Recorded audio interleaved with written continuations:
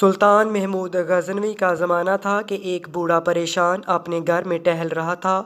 وہ بے چین تھا، اتنے میں اس کا دوست محمد عالم اس کے گھر آیا۔ اس نے اپنے دوست کو پریشان دیکھا تو پریشانی کا سبب جاننا چاہا۔ کیا ہوا میرے دوست، تم کیوں پریشان ہو؟ کیا سبب ہے کہ تم بے چین ہو؟ اس پر بوڑھے شریف نے کچھ کہنا چاہا لیکن پھر کچھ سوچ کر رک گیا اور پھر ٹہلنے لگا۔ کیا بات ہے، کون سی پریشانی ہے؟ مجھے بھی تو بتاؤ، شاید میں تمہاری کچھ مدد کر سکوں۔ عالم نے پھر اس سے پوچھا، بات یہ ہے کہ تمہیں پتہ ہوگا نا، میری بیٹی ذکیہ بہت خوبصورت ہے۔ کچھ دن پہلے ہم جنگل میں کام کر رہے تھے کہ سلطان کے وزیر خاص کے بیٹے کا گزر یہاں سے ہوا۔ وہ جنگل میں شکار کرنے آیا تھا۔ اس نے میری بیٹی کو دیکھا، اسے وہ پسند آ گئی۔ اس نے مجھ سے کہا کہ وہ 5 دن بعد آئے گا اور میری بیٹی کو لے جائے گا۔ تب سے میں بہت پریشان ہوں۔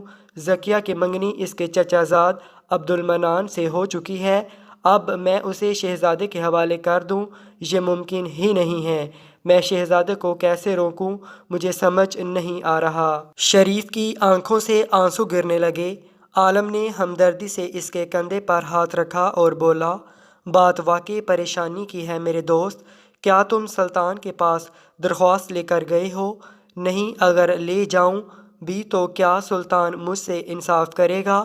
اور جب سامنے اس کے وزیر خاص کا بیٹا ہو، ممکن ہی نہیں۔ بوڑھے شریف نے مایوسی سے کہا۔ نہیں، تم مایوس نہ ہو، شریف نے کہا۔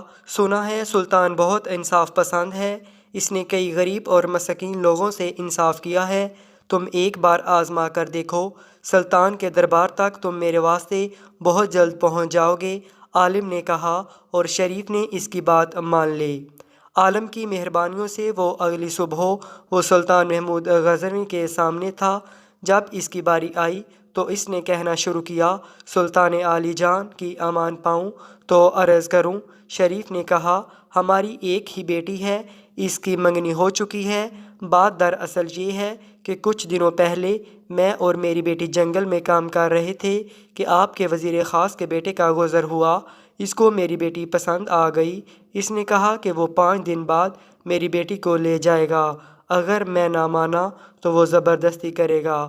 آپ سے عرض ہے کہ ہم سے انصاف کریں اور ہمیں یقین ہے کہ آپ انصاف کریں گے۔ کیا یہ شخص سچ کہہ رہا ہے؟ سلطان کے ماتھے پر تیوریاں چڑھی ہوئی تھیں۔ اس نے اپنے وزیر خاص سے پوچھا تو وہ کانپتے ہوئے اپنی جگہ سے اٹھا۔ اس نے لرزتی ہوئی آواز میں کہا، جی حضور، یہ سچ کہہ رہا ہے۔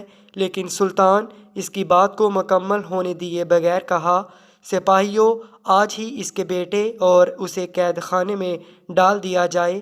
جو قوم کی ماؤں بیٹیوں میں غلط نگاہ ڈالیں وہ ہمارے خیر خواہ کبھی نہیں ہو سکتے۔